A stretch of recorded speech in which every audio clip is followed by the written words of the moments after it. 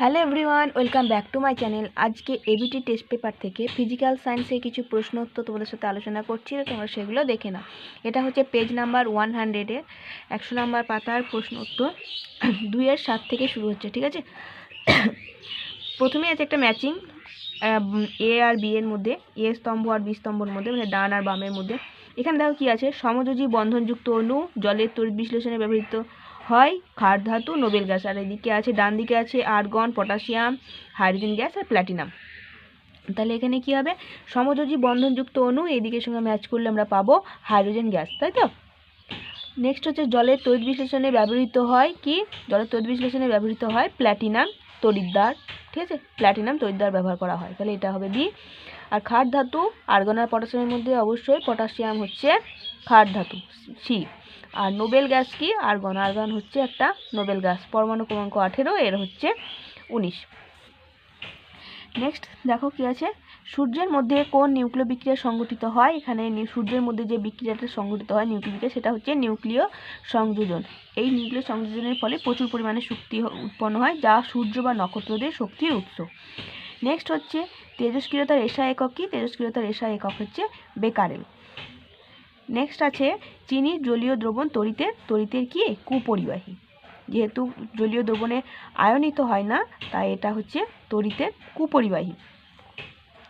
Next হচ্ছে সমযোজী ত্রিবন্ধনযুক্ত একটি মৌলের উদাহরণ দাও। এটা হচ্ছে nitrogen, nitrogen nitrogen triple bond থাকে, আর এটা সমযোজী একটা মৌল।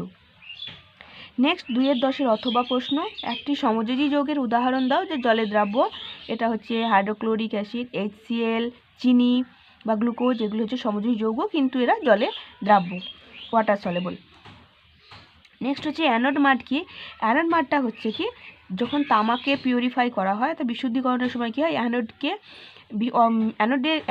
যখন এই অ্যানোড পাত থাকে তাকে একটা মসলিন কাপড় দিয়ে ঘিরে রাখা হয়, এরকমভাবে ঘিরে রাখা হয়।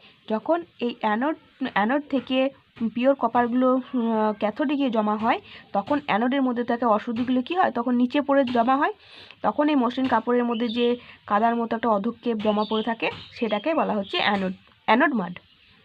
অ্যানোড থেকে উৎপন্ন হয়ে কাদার মতো এখানে জমা হয়, তাই একে বলা হয় অ্যানোড মাড। অ্যানোড মাডের মধ্যে কী কী ধাতু পাওয়া যায়, প্ল্যাটিনাম, সোনা এই বড় ধাতুগুলো পাওয়া যায়।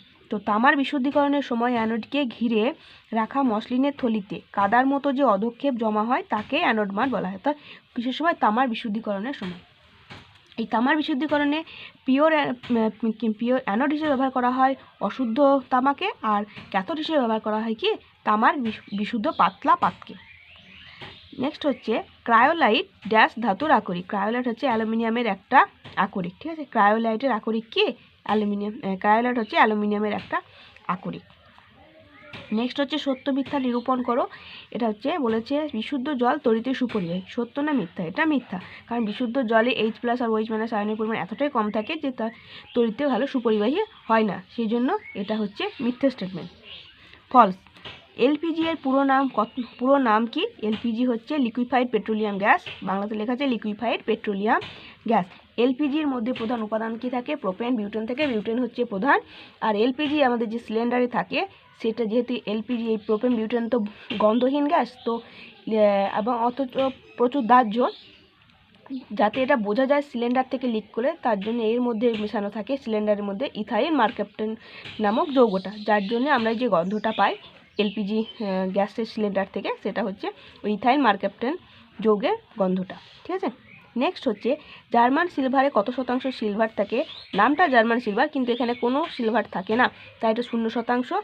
জার্মান সিলভার থেকে কপার, জিঙ্ক আর নিকেলের একটা সংকর ধাতু হচ্ছে জার্মান সিলভার, এখানে কোনো সিলভার থাকে না। নেক্সট হচ্ছে কোন ধাতু কাঁসা পিতল উভয়ে থাকে। এটা কোন ধাতু কাঁসা এবং পিতল উভয়েই থাকে, এটা হচ্ছে তামা। কাঁসা হচ্ছে কপার অর্থাৎ তামা আর টিনের সংকর ধাতু, আর পিতল হচ্ছে কপার আর জিঙ্কের বা দস্তার সংকর ধাতু। তাহলে দুটোর মধ্যে কোনটা কমন, সেটা হচ্ছে কপার বা তামা। নেক্সট হচ্ছে অ্যাসিটিক অ্যাসিডের ইউপ্যাক নেম কি, ইথানোয়িক অ্যাসিড। দেখো CH3COOH, নাম্বারিং করো 1 2, দুটো কার্বন তাই ইথ, আর অ্যাসিডের ক্ষেত্রে কী বলা হয়, ওয়িক অ্যাসিড, তো ইথানোয়িক অ্যাসিড, ইথ যোগ ওয়িক অ্যাসিড তাহলে ইথানোয়িক অ্যাসিড, ইউপ্যাক নেম এটা।